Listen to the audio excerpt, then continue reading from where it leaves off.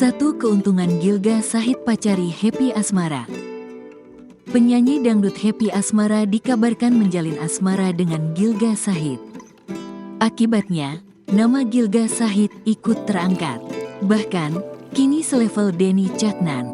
Keuntungan menjalin asmara dengan Happy Asmara itu diantaranya kian ngetop.